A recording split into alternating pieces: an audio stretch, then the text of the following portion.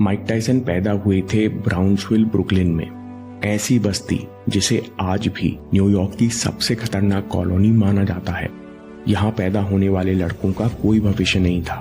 कहा जाता था कि अगर ब्राउन्सविल में पैदा हुए हो तो 25 साल से पहले पुलिस की गोली खाओगे या किसी क्रिमिनल की, या फिर किसी जेल में सड़ोगे। माइक टायसन के घर की स्थिति भी बहुत निराशाजनक थी। पिता बचपन में घर छोड़ गए और मां ड्रग एडिक्ट थी। 11 साल के माइक टायसन ब्राउन्सविल में फिट होने के लिए बड़े बच्चों के साथ मिलकर आस पड़ोस में चोरी करता और जुआ खेलता। कई बार पकड़ा गया तो जुवेनाइल होम्स यानी बच्चों के जेल भेजा गया। जेल में भी माइक टायसन के हालात बहुत खराब थे। उन्हें बॉर्डरलाइन रिटार्ड यानी लगभग पागल समझा जाता।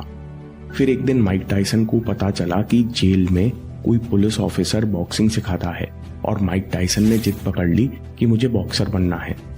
एकदम जिद क्यों पकड़ ली? माइक टायसन कहते हैं बहुत सारे कारण हैं। मैं जहां से आया था वहां फाइटर की इज्जत होती थी और मैं सच में कुछ बनना चाहता था। मैंने बहुत भीख मांगी, पुलिस ऑफिसर की सारी शर्तें मानी, तब जाकर मैं जेल में बॉक्सिंग सीखने लगा। फिर कस्टमाटो से पहली मुलाकात हुई जो 12 साल के छोटे बच्चे का जीवन बिल्कुल अलग दिशा में मोड़ देगी।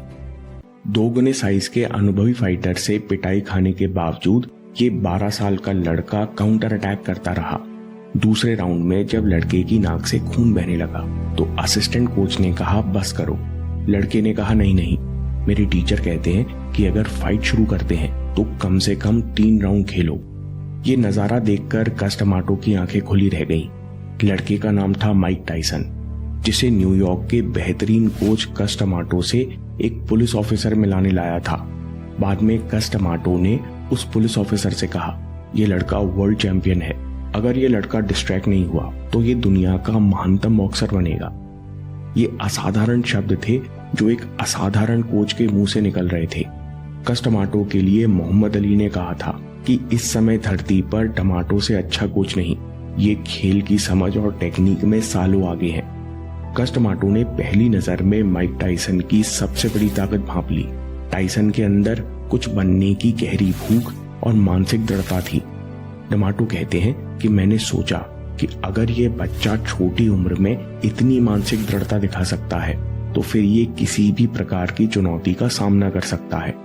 कोच ने 13 साल के माइक टायसन को अपने घर में रखा और अगले 6 साल बहुत खास तरीके से माइक टायसन और उसके मन को प्रोग्राम किया। माइक टायसन कहते हैं कि वो 6 साल मेरे लिए सपने जैसे थे। मैंने सारी बुरी आदतें छोड़ दी। मेरा मन पूरी तरह एक गोल से जुड़ा हुआ था। कस्टमाटो ने माइक टायसन को मिशन और उद्देश्य से भर दिया और ये दिन में कई बार दोहराने के लिए कहा कि मैं कितना लकी हूँ, मेरे पास इतना बड़ा मिशन है। मैं दुनिया का इतिहास का महानतम बॉक्सर बनने जा रहा हूँ।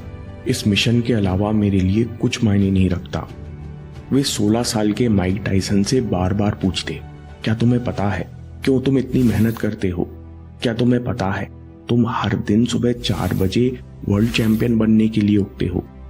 बिना सोचे समझे कुछ मत करो, महसूस करो कि तुम्हारी हर प्रैक्टिस से तुम्हारा जीवन बदलता जा रहा है। देखो खून पसीना बहाते हुए तुम कैसा महसूस करते हो। जब तुम निढाल थकान के बाद और पसीना बहाते हो तो ऐसे पसीने की एक एक बूंद लाख रुपए की है।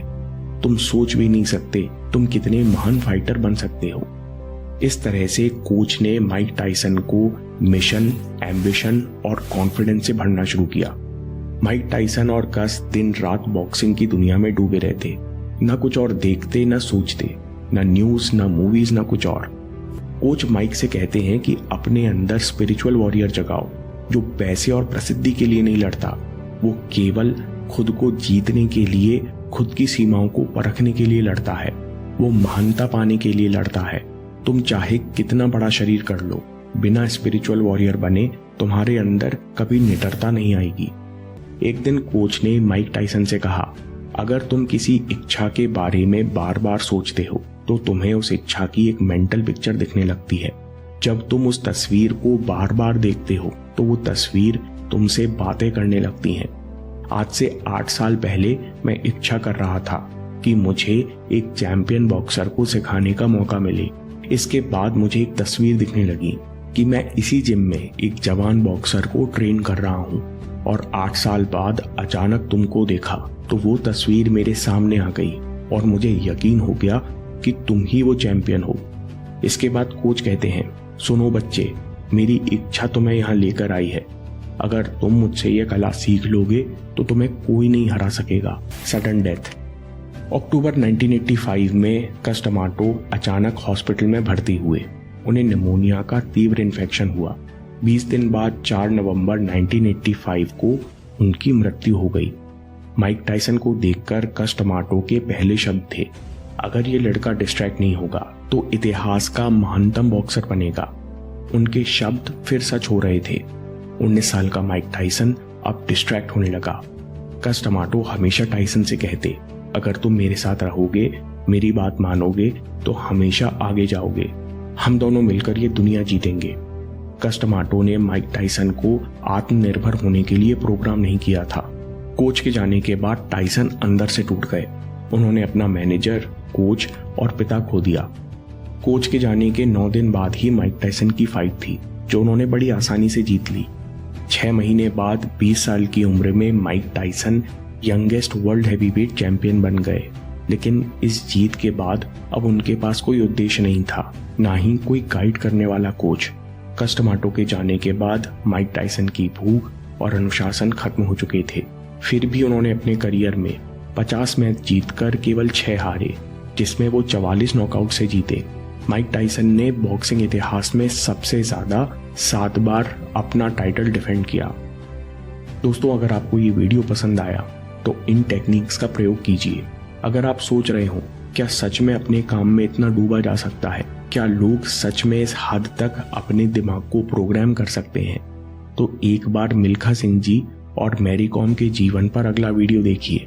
आपके सारे डाउट्स दूर हो जाएंगे।